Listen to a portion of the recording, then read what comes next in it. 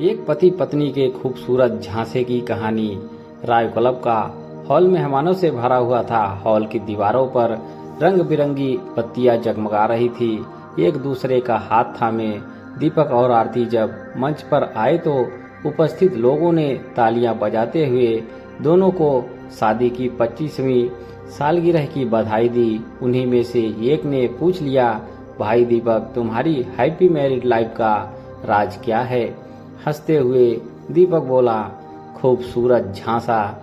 ये खूबसूरत झांसा क्या है, जरा हम भी तो सुने। फिर हॉल में शांति छा गई और दीपक कहने लगा, नौकरी लगते ही मेरे पापा मेरी शादी के लिए लड़की तलाश करने लगे। उसी समय मेरे रिश्ते के एक चाचा ने हमें आरती के बारे में बताया।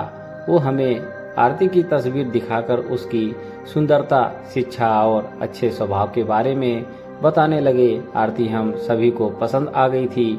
कुछ महीनों पहले चाचा का मेरे पापा से अनबन हुआ था, इसीलिए मम्मी को उनके कहे पर विश्वास नहीं हुआ। लेकिन आरती से मिलकर मम्मी आश्वस्त हो गई और हमारा विवाह हो गया।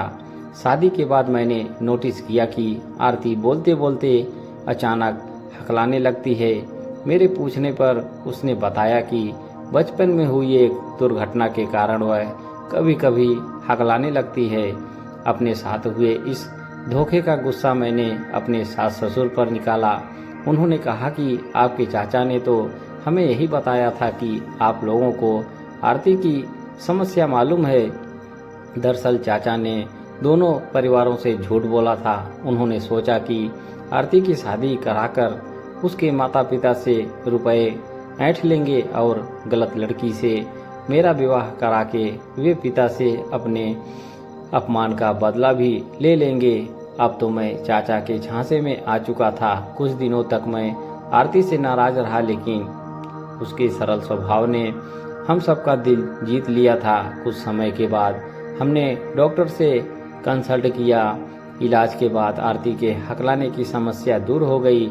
हमारे 2 बेटे हैं। आरती पहले उनकी भी माँ थी, अब उनकी अच्छी मित्र है। दोनों उस दिन चाचा के झांसे में आने से ही तो मुझे इतनी अच्छी और प्यारी पत्नी मिली है, जो मुझे समझती है, मेरे माता पिता का ख्याल रखती है और मुझ पर अटूट विश्वास रखती है। इसीलिए मैंने आपको खूबसूरत झांसा कहा था। मुस्कुराते हुए दीपक ने आरती की आंखों में देखा, जिसमें दीपक के लिए अथाह प्रेम था। सबने फिर से तालियां बजाकर दोनों को बधाई और शुभकामनाएं दी। कहानी पसंद आई हो तो एक लाइक जरूर करें। धन्यवाद।